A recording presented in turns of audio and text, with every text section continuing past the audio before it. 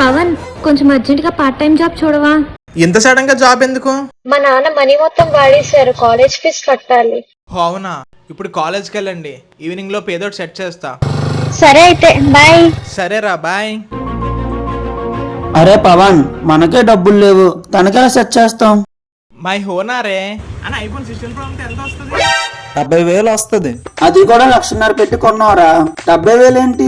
వద్దులే అన్న, 2 days ఈ ఫోన్ తీసుకొని 5,000 ఇవ్వండి. 5,500 ఇంట్రెస్ట్ అవుతుంది. సరే అన్న, ఇచ్చేసే. రికార్డ్స్ రాస్తే మనీ ఇస్తానన్న, రాస్తావా?